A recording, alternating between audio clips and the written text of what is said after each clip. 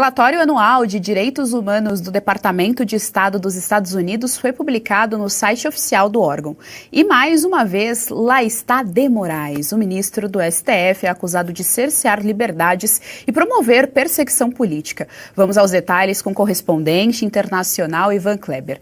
Notícia de última hora para a audiência do Jornal da Oeste. O nosso querido Ivan Kleber vai trazer aqui para a gente. Boa tarde, Ivan. Seja muito bem-vindo ao Jornal da Oeste. Boa tarde, Geisiane, e uma saudação especial a toda a audiência do Jornal da Oeste. Isso mesmo, literalmente notícia de última hora, aproximadamente 50 minutos, o Departamento de Estado americano publicou em seu site o relatório anual de direitos humanos. E eu vou trazer aqui alguns trechos, porque é um relatório muito contundente em relação ao Brasil. Lembrando que este é um relatório relacionado ao ano de 2024. E o relatório começa assim, Geisiane, já no primeiro parágrafo. A situação dos direitos humanos no Brasil piorou ao longo do ano. Os tribunais tomaram medidas amplas e desproporcionais para minar a liberdade de expressão e a liberdade na internet, bloqueando o acesso de milhões de usuários a informações em uma importante plataforma de mídia social, em resposta a um caso de assédio. Lembrando que esta é a questão relacionada a queda do X, né, o bloqueio do X no Brasil no ano passado, antes das eleições municipais. E mais, olha só, Geisiane, o governo minou o debate democrático ao restringir o acesso a conteúdo online, considerado que minaria a democracia, suprimindo desproporcionalmente o discurso de apoiadores do ex-presidente Jair Bolsonaro, bem como de jornalistas e políticos eleitos, muitas vezes em processos secretos, sem garantias do devido processo legal. Isso já no início do relatório, a apresentação, o sumário executivo do relatório, traz esse ponto, Geisiane. E o 8 de janeiro, a questão relacionada ao 8 de janeiro, também foi citada, dizendo o seguinte: a Constituição brasileira proíbe prisões e detenções arbitrárias e prevê o direito das pessoas de contestar a legalidade de sua prisão. O governo brasileiro, de modo geral, observou esses requisitos. No entanto, figuras políticas e grupos de direitos humanos alegaram que o governo manteve centenas de indivíduos acusados de participação nos protestos que levaram à invasão de prédios governamentais em janeiro de 2003, em 8 de janeiro de 2003. Detidos por vários meses, sem apresentar acusações, alegaram também que esses manifestantes tiveram acesso negado à assistência jurídica. E até mesmo questões relacionadas ao antissemitismo no Brasil, infelizmente, foram aí mencionadas no relatório, porque o relatório apresenta uma apresentação da Federação Israelita Brasileira, onde aproximadamente 120 mil judeus brasileiros, dos quais aproximadamente 70 mil vivem no estado de São Paulo, sofreram aí questões relacionadas ao antissemitismo. O ministro Alexandre de Moraes é citado justamente pela ordem que ele deu aqui para derrubar perfis. O relatório diz: os autos do Supremo Tribunal Federal, revelam que o ministro Alexandre de Moraes ordenou pessoalmente a suspensão de mais de 100 perfis de usuários da plataforma X, antigo Twitter, suprimindo desproporcionalmente o discurso de defensores do ex-presidente Bolsonaro, em vez de tomar medidas mais rigorosas para penalizar quem incitasse ação ilegal. Então é um relatório que não faz uma defesa do ex-presidente Bolsonaro, e sim de seus apoiadores. O relatório aponta que houve censura no ano de 2024 aos apoiadores, as pessoas que estão nos assistindo, as pessoas que frequentam a internet, as pessoas comuns que não puderam exprimir as suas opiniões nas redes sociais. Geisiane, para concluir e devolver para você, qual a importância deste relatório? Ele é muito importante porque é um relatório anual, publicado pelo Departamento de Estado, e eventualmente no futuro, uma próxima administração democrata não pode retirar esse relatório, ele fica nos arquivos. O nome do Alexandre de Moraes ficará para sempre nos arquivos do Departamento de Estado, até porque as pessoas podem entrar agora no site do Departamento de Estado e observar lá relatórios de 2023, 22, 21, anos anteriores, que eram feitos por outros governos. Então isso coloca o ministro Alexandre de Moraes na história ali, nos arquivos do Departamento de Estado. E mais, esse relatório pode ser a base para eventuais novas ações da administração Trump em relação ao Brasil, sanções e também aplicações da Lei Magnitsky a outros membros da Suprema Corte e autoridades. É um relatório muito importante e que, infelizmente, destaca aí a deterioração dos direitos humanos no Brasil, Geisiane.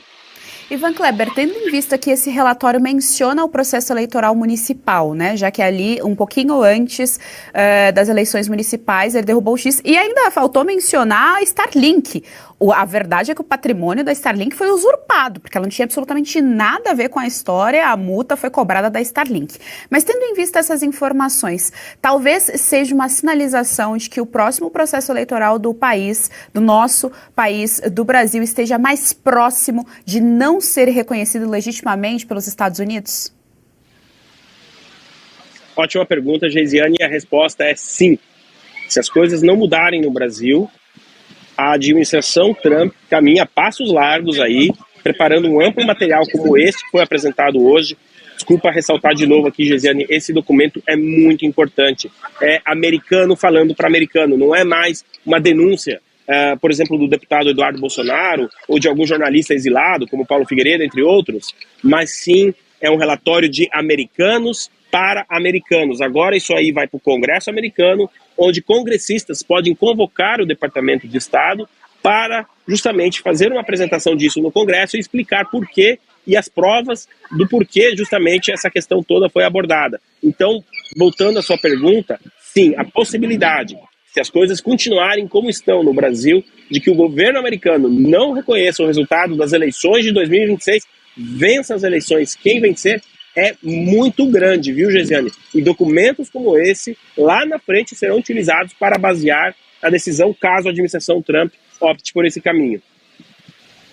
Fabi, nós estamos com o nosso correspondente internacional, Ivan Kleber. Olha só, Alexandre de Moraes certamente queria entrar para a história, tornar-se imortal, conseguiu. Só não sei se pela ótica positiva como ele esperava. Estamos com Ivan Kleber, sua pergunta.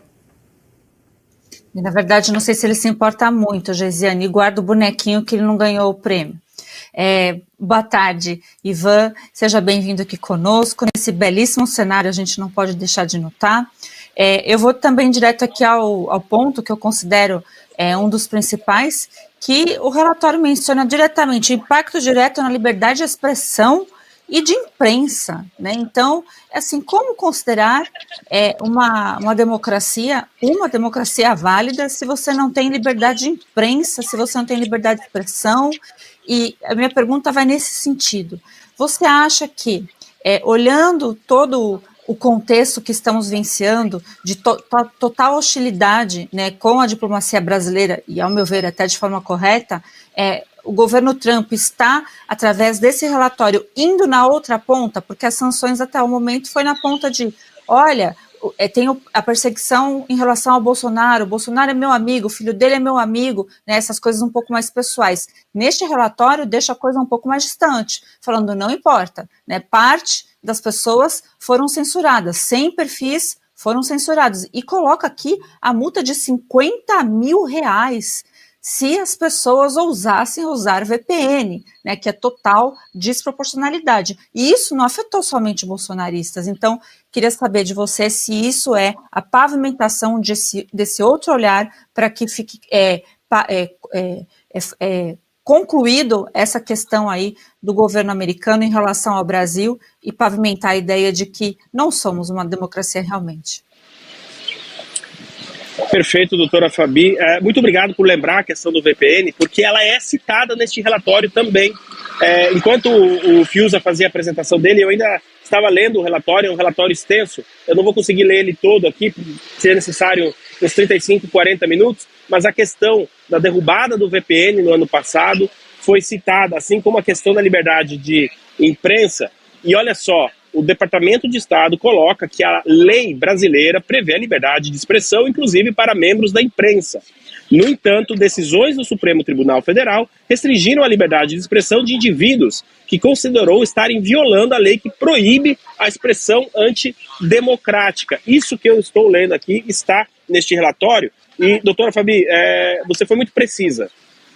Aqui não se faz uma defesa do CPF Jair Bolsonaro, do ex-presidente Bolsonaro, da pessoa do ex-presidente Bolsonaro, mas sim das pessoas que utilizam o VPN, as redes sociais e, eventualmente, participam do processo democrático, com seus comentários, enfim, publicações, opiniões. E o relatório vai justamente neste ponto específico. É por isso que o relatório não cita, por exemplo, a prisão do ex-presidente Bolsonaro, porque ele fica só no ano de 2024. Imagina quando sair o relatório de 2025 no ano, como é que não vai ser, né? Do ano que vem. Isso será publicado no ano que vem. Então, isso tudo que eu estou lendo é referente ao ano 2024. E, doutor Fabi, de novo, você foi no ponto central. O relatório deixa o CPF Jair Bolsonaro e traz justamente a questão dos direitos humanos e das liberdades que foram retiradas dos usuários de internet no Brasil. Gesiane, eu devolvo para você. Serrão, nós estamos com o Ivan Kleber. Sua pergunta. Ivan Kleber tocou no ponto fundamental. Esse aí é o relatório 2024. Imagina quando chegar o 2025 e nele vai estar citada a inédita indicação, sanção ao ministro Alexandre de Moraes na Lei Magnitsky. Agora, Ivan, apesar desse relatório ser referente a 2024, ele já é suficiente para que, de repente, novas sanções sejam embasadas contra o Brasil por estar violando aí direitos fundamentais? Olá, Serrão, sempre uma alegria compartilhar a tela da Oeste aqui com você. E respondendo a sua pergunta, sim, este relatório pode basear a administração Trump para eventuais sanções ou aplicações da Lei Magnitsky, que seja daqui 5 minutos. O relatório já é público, agora ele vai para o Congresso americano. Como eu disse, congressistas podem convocar o Departamento de Estado para apresentar esse relatório no Congresso. Eu tenho informações que alguns republicanos estão pretendendo sim convocar o Departamento de Estado para falar do Brasil em específico e também da África do Sul, que teve o seu relatório também apresentado hoje. E ali, Serrão, como eu disse antes, são autoridades americanas explicando para outras autoridades americanas eleitas pelo povo, né, o Congresso, a situação do Brasil. Isso é muito grave.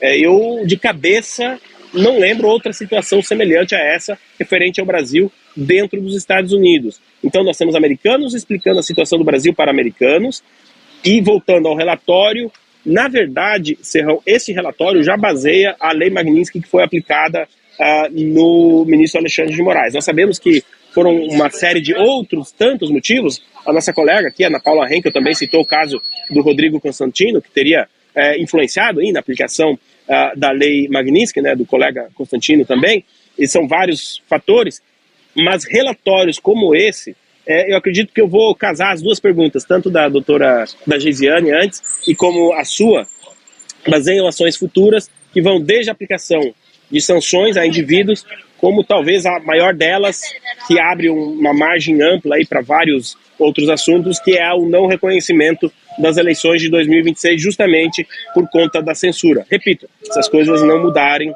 no Brasil daqui até lá, mas como a gente sabe, tem muita coisa para acontecer daqui até as eleições presidenciais do ano que vem. Gesiane, eu devolvo para você. Ivan Kleber, a gente sabe que na gestão passada do Joe Biden, aquela narrativa de golpe de Estado colou bastante, até por uma questão ali de semelhança ideológica entre a esquerda daqui e a esquerda americana. Minha pergunta para você é a seguinte, tendo em vista o artigo que saiu no Wall Street Journal, sendo categórico, o golpe foi dado pelo STF, e tendo em vista que esse relatório menciona o 8 de janeiro, mas ele não menciona como golpe, ele fala como invasão, como um vandalismo, portanto, e fala que essas pessoas teve a assistência jurídica negada, né? Portanto, não tiveram acesso ali democraticamente, dentro dos direitos humanos, à justiça. Você acha que essas duas informações coladas já começa a influenciar a opinião pública americana em relação a golpe de Estado aqui no nosso país? Olha, Gesiane, você, a Fabi e o Serrão, vocês estão em forma hoje. Eu estou desconfiado que vocês é que escreveram esse relatório, viu? Porque uma pergunta é melhor que a outra. Sim, Gesiane, essa questão do 8 de janeiro inevitavelmente será abordada pelo Departamento de Estado dos Estados Unidos, e a questão se as pessoas que foram presas tiveram o devido processo legal, essa é uma situação cara ao presidente Trump. Vamos lembrar aqui que os Estados Unidos tiveram o 6 de janeiro, qual foi uma das primeiras medidas do presidente eleito Donald Trump no dia que a Ana Paula e eu estávamos lá em Washington? Perdoar, dar o decreto presidencial, do perdão presidencial aos presos do 6 de janeiro de 2021 lá dos Estados Unidos, aos quais Donald Trump se referia a eles como reféns do sistema. Donald Trump nunca chamou eles de presos do 6 de janeiro. Eu mesmo acompanhei comícios do Donald Trump onde ele dizia, eles são reféns do sistema. Então, no dia 6 de janeiro, no dia 20 de janeiro, na posse, ele deu o decreto presidencial e essas pessoas voltaram para casa. Diante dessa situação, nós podemos imaginar que sim, seja uma questão muito importante, pessoal até, quem sabe, para o presidente americano Donald Trump, e ele queira saber se realmente o processo legal envolvendo as pessoas do 8 de janeiro que foram presas foi seguido e, eventualmente, tudo isso, como esse relatório de hoje, vai dando a base para ações futuras, aí casando com a pergunta do Serrão, viu, Geisiane? Muito obrigada, Ivan Kleber, pelas informações aqui no nosso Jornal da Oeste. Você já sabe, é membro da nossa família Oeste. Até a próxima.